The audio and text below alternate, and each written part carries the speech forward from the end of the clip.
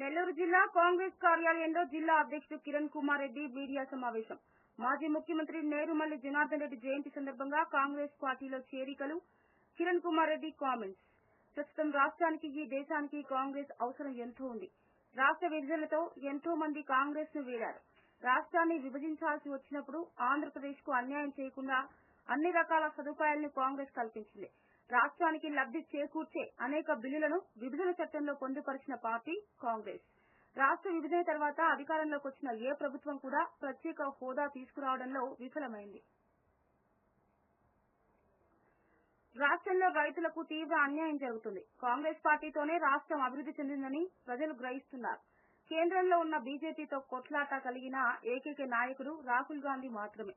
కాంగ్రెస్ పార్టీని బలపరిచేందుకు కాంగ్రెస్ వాదులంతా కూడా తిరిగి పార్టీలోకి రావాలి. కేవలం కాంగ్రెస్ పార్టీతోనే రాష్ట్రానికి ప్రత్యేక హోదా వస్తుంది.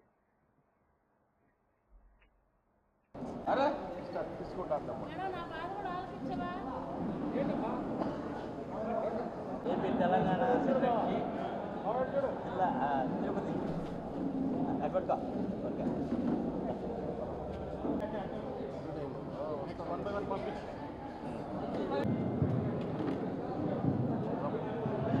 మహేందర్ రెడ్డి పార్టీలో చేరవేది ఎంతో శుభపరిణామం. అలాగే నూతనంగా చేరిన ప్రతి ఒక్కరు ఎవరైతే నూతనంగా జాయిన్ అయినారో వాళ్ళందరూ ముందుకు రావాలి. ముందుకు వచ్చి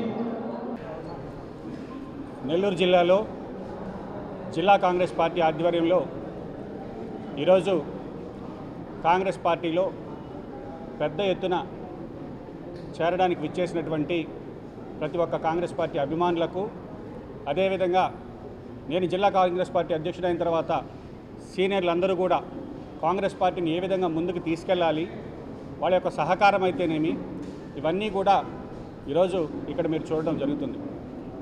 కాంగ్రెస్ పార్టీ అనేది ఈరోజు ఏదో ఎమ్మెల్యే పదవుల కోసమో ఎంపీ పదవుల కోసమో లేదనుకుంటే అధికారం కోసమో కాదు.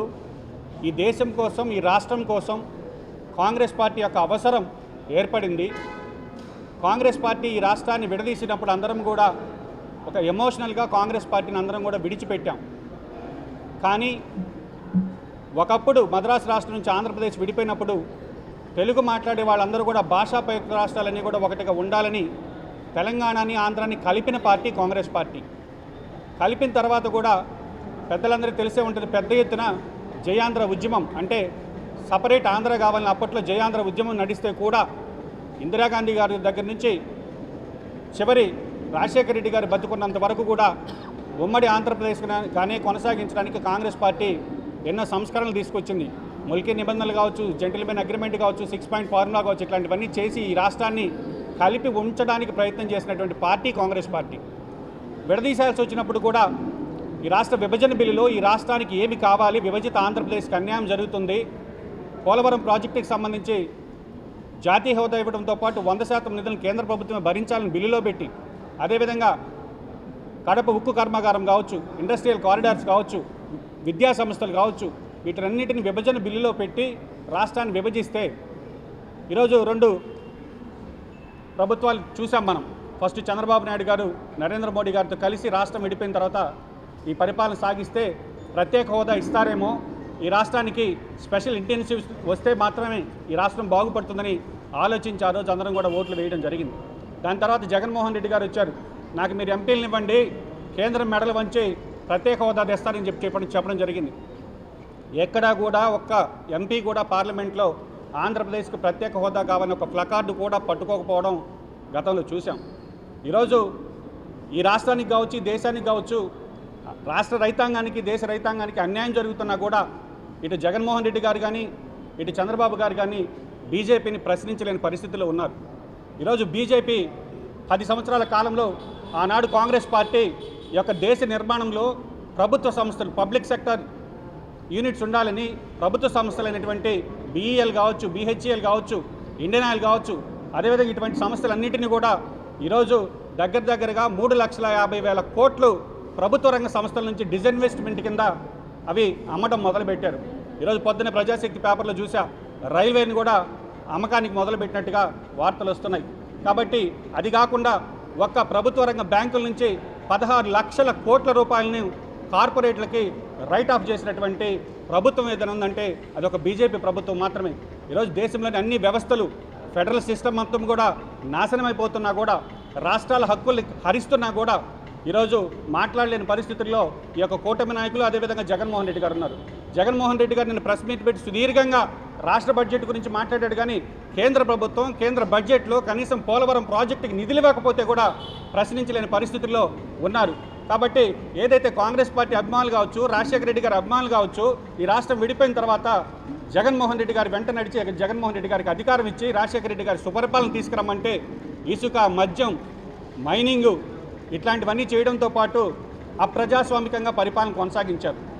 గతంలో మనం చూసాం, కనీసం ఈ జిల్లాని విడదీసేటప్పుడు గూడూరు నియోజకవర్గం తిరుపతిలో కలిపితే ఇప్పుడన్నా మేలు ప్రజలు బయటకు వచ్చి మాట్లాడగలిగారు. ఆ రోజు మాట్లాడలేని పరిస్థితుల్లో జగన్మోహన్ రెడ్డి గారి పరిపాలన ఉండేది.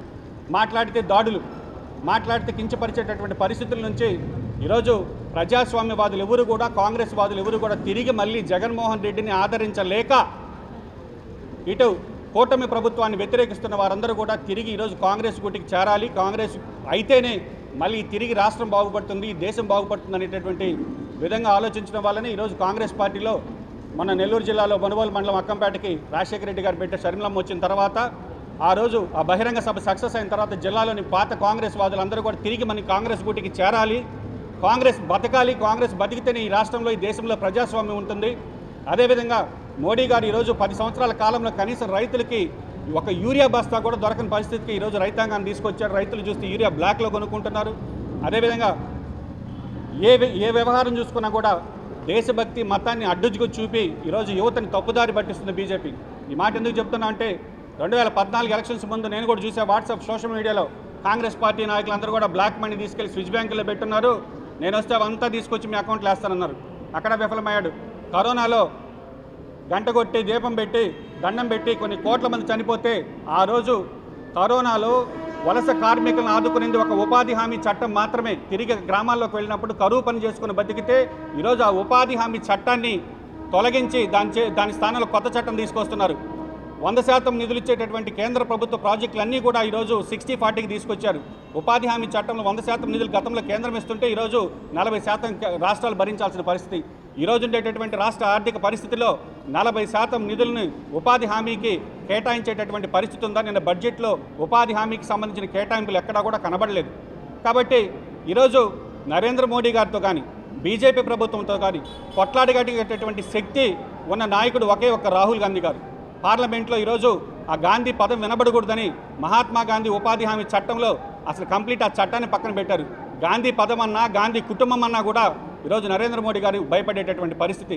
కాబట్టి ఈ దేశంలో ప్రజాస్వామ్యం బతకాలన్నా ఈరోజు మోడీ గారు ట్రంప్ కాళ్ళ దగ్గర సాచిలపడేటటువంటి పరిస్థితికి దేశాన్ని తీసుకొచ్చాడు.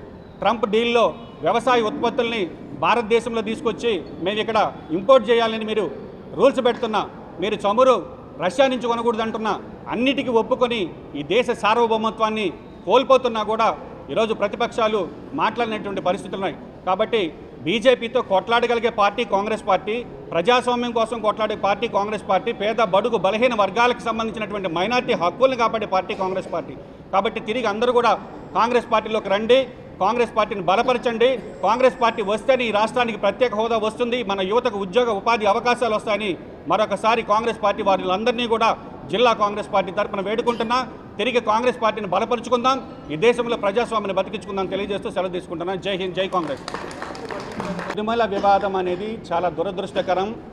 దేవదేవుని యొక్క విషయాలు రాజకీయాలకి చోటు అనేది ఉండకూడదని కాంగ్రెస్ పార్టీ ఆనాడే భావించి తిరుమల లడ్డు విషయంలో కల్తీ జరిగిందని చంద్రబాబు గారు మాట్లాడిన వెంటనే గవర్నర్ దగ్గరికి వెళ్ళి సిబిఐ ఎంక్వైరీ దీని మీద వేయాలని కోరిన ఒకే ఒక అధ్యక్షురాలు, మా పార్టీ అధ్యక్షురాలు షర్మిలారెడ్డి గారు గవర్నర్ గారిని కోరడం జరిగింది. ఈరోజు సిబిఐ ఛార్జ్షీట్ దాఖలు చేసింది. ఛార్జ్షీట్లో అంశాలు బయటకు రాకముందే వీళ్ళు నువ్వే దొంగ అంటే నువ్వే దొంగ అనే విధంగా చందంగా ఉంది. కానీ ఒకటి విషయం మనం అందరం చదువుకున్నాం, 2014 నుంచి 19 వరకు కానీ 19 నుంచి 2024 వరకు కానీ 1000 టెండర్లకు సంబంధించినటువంటి రేట్లన్నీ కూడా మేము పరిశీలిస్తే 280 రూపాయల నుంచి మొదలు పెడితే 380 రూపాయల లోపు టెండర్లు వేయడం జరిగింది. అది ఏ డైరీ ఏ కంపెనీ అనే విషయం పక్కన పెడితే ఎక్కడైనా స్వచ్ఛమైన అగ్మార్కు ఉండేటటువంటి ఆవు నెయ్యి 380 రూపాయలకి ఈ దేశంలో దొరుకుతుందా? 380 రూపాయలకి ఆవు నెయ్యి కేజీ స్వచ్ఛమైనది దొరుకుతుందా? 2014 నుంచి 2019 వరకు, 19 నుంచి 2004 వరకు అదే కంపెనీలు, అదే టెండర్లు, వాళ్ళు మారారు, వీళ్ళు మారారు, ఎవరు మారినా కూడా ఆ యొక్క రేటు మారలేదంటేనే తిరుమల నెయ్యి వ్యవహారం ఈ దేశ ప్రజలు అర్థం చేసుకోవాలి. కానీ జరిగిన పొరపాట్లను సరిదిద్దుకోవాల్సింది పోయి ఈ విధంగా దేవుడి యొక్క విషయంలో ఒకరి మీద ఒకరు నిందలేసుకుంటూ వెంకటేశ్వర స్వామి యొక్క ఆ యొక్క తిరుమల పవిత్ర క్షేత్రం యొక్క ప్రతిష్టని భంగం కలిగించడం అనేది కాంగ్రెస్ పార్టీ ఖండిస్తుంది.